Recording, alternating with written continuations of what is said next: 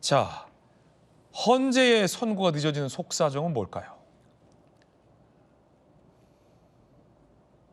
재판관들의 견해 충돌 가능성. 첫 번째, 선고 시점과 내용. 견해가 충돌하고 있다. 세게 부딪히고 있다. 두 번째, 한덕수와 동시 선고 때문? 동시 선고 여부 논의, 쟁점이 겹쳐서 종합 판단 시간이 걸린다. 세 번째는 절차적 흠결 논란을 점검하기 위해서 다듬는다 설인데요. 대통령 구속 취소, 내란죄 철회 등 절차적 문제 제기, 다듬는데 이렇게 시간이 오래 걸릴까? 글쎄요. 세 가지 관측과 시나리오가 지금 나오고 있는 겁니다. 재판관들 사이에 아예 이견이 세게 충돌했다. 한덕수와 동시 선고 때문에 시간이 오래 걸리는 거다. 절차적 흠결 논란 점검 다듬고 있다.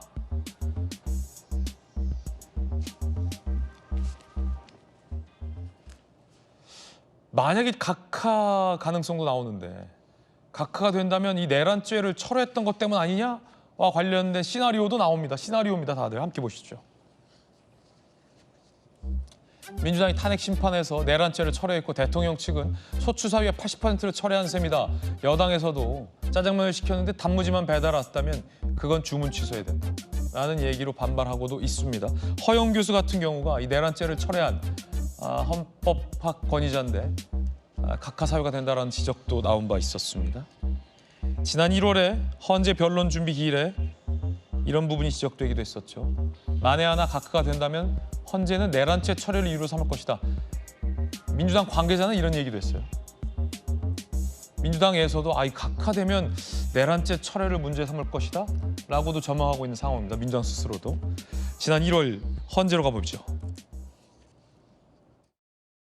헌법재판이 형법 위반 여부에 매몰되는 것을 방지하기 위해서 헌법 위반 사실관계로서 다룸으로써 헌법재판의 성격에 맞는 주장과 입증이 이루어질 수 있도록 하기 위함이고, 그러면은 계엄과 관련한 일련의 행위가 내란죄, 직권남용죄, 특수공무집행 방해 등 형법상의 범죄에 해당한다는 주장은 철회한다는 그런 취지신가요? 사실상 철회한다는 주장입니다.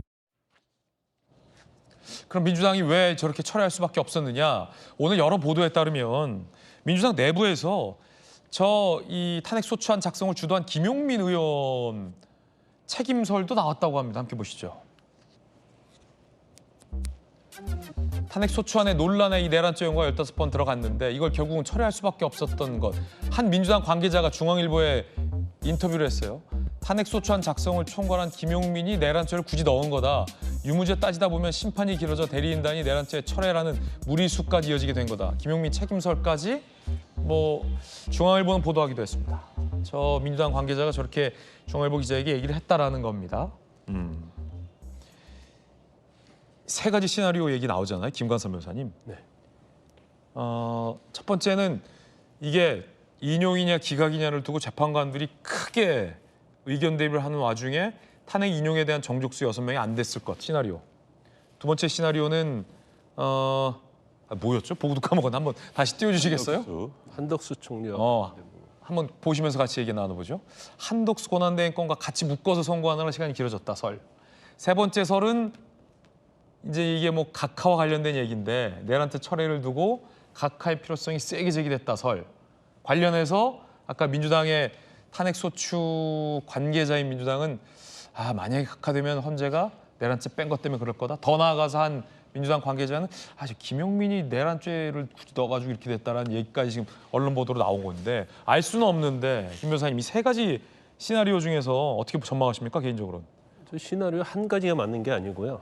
지금 다 저게 복합적으로 해당이 되는 거예요. 저게 다 두루두루? 그렇죠. 저것 중에 하나만 문제가 되고 있고 이게 된다고 한다면 이렇게까지 늘어질 이유가 없어요.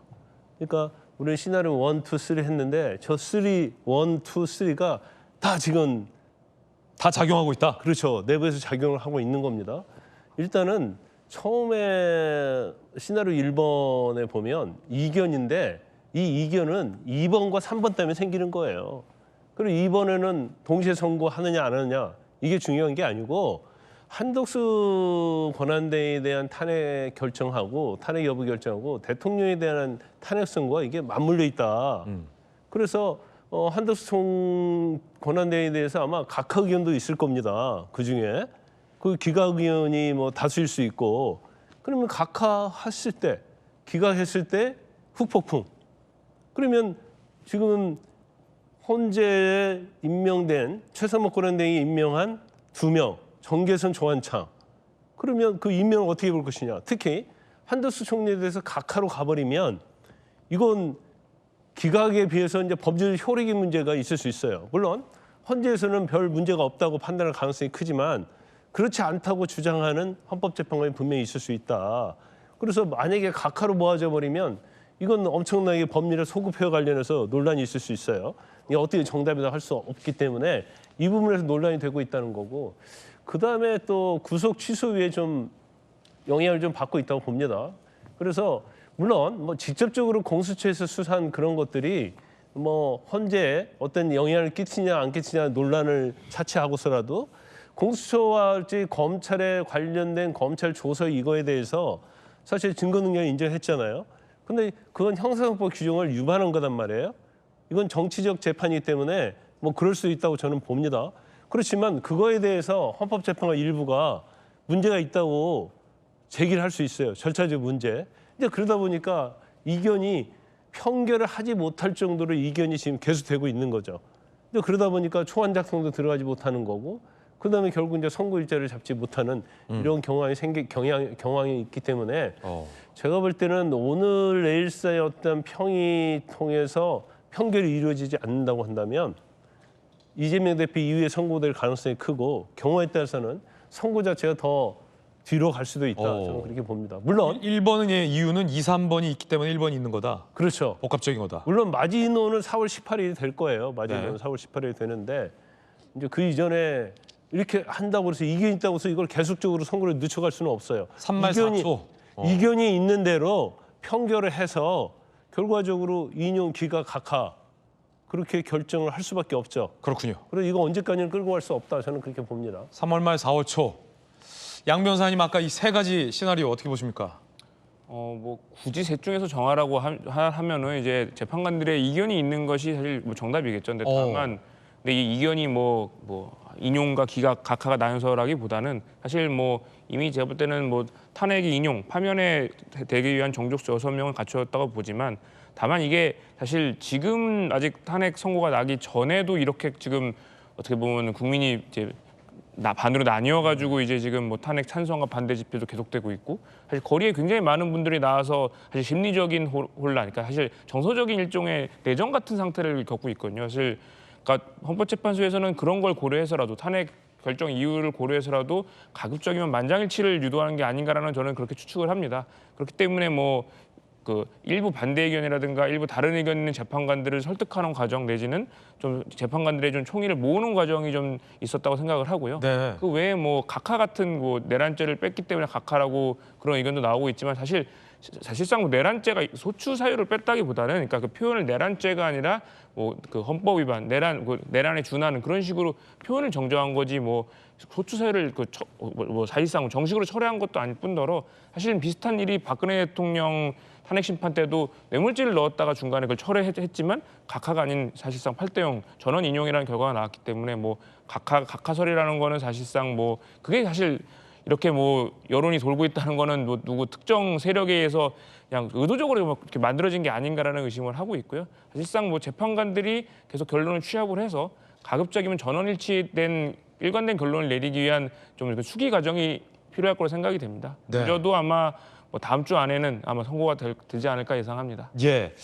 흥미로운 건 민주당 내부에서도 그 내란죄라는 걸 굳이 왜 넣었다가 이렇게 빼는 무리수를 뒀냐라는 표현이 인터뷰로 나왔고 김용민 의원의 실명까지 지금 책임설로 거론이 됐어요. 내란죄를 하자.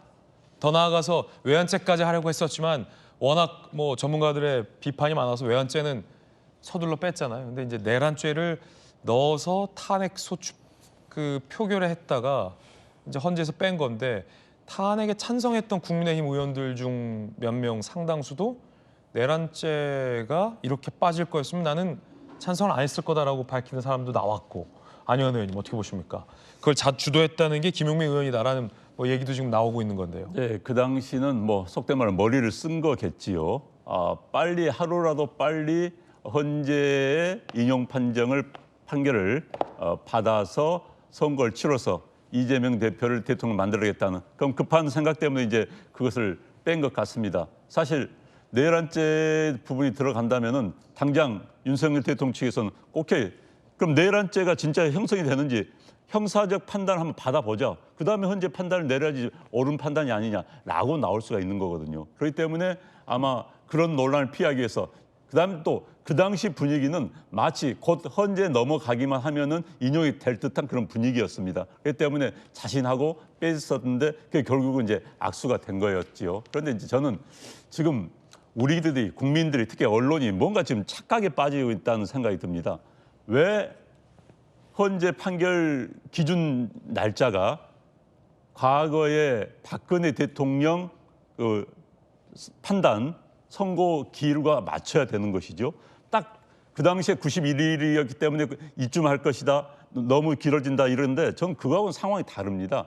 그 당시에는 사안 자체 이렇게 복잡하지 않았어요. 또 그 당시에는 박근혜 대통령의 탄핵에 대한 찬성이 지금보다 훨씬 높았습니다. 이것처럼 국민들이 거의 양분되지가 않았어요. 그러니까 헌재는 더 숙고하고 고민할 수밖에 없는 겁니다. 그런데 자꾸 박근혜 대통령 당시 91일이었기 때문에 그에 맞춰야 된다? 그건 말이 안 되는 거예요. 우리가 지금 약간 착시 현상에 빠져 있는 겁니다.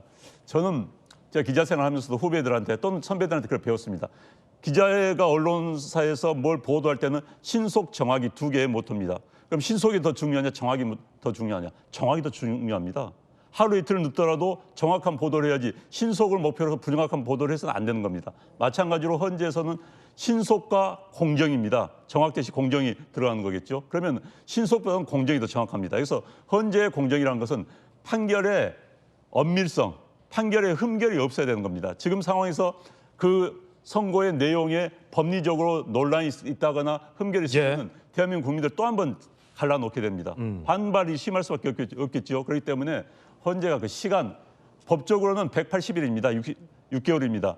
그 현재 판결이 2, 3주일 늦춰진 데서 대한민국에 큰 변화가 있지는 않습니다. 그렇기 때문에 그것보다는 헌재 판결이 흠결이 생겨가지고 대한민국이 분열되거나 논란이 되는 것이 대한민국의 국가 이익에 더 훼손이 되기 때문에 헌재에서는 그 시간보다는 흠결이 없는 판결, 곧 대다수의 국민들이 납득할 수 있는 판결을 내려놔야 되는 겁니다. 그렇기 때문에 시한에 급급해서도 안 되고 시한에 급급한 사람들은 헌재에 대해서 잘못된 판단을 요구한 거나 마찬가지고요. 저는 여야에 똑같이 이야기하고 싶습니다.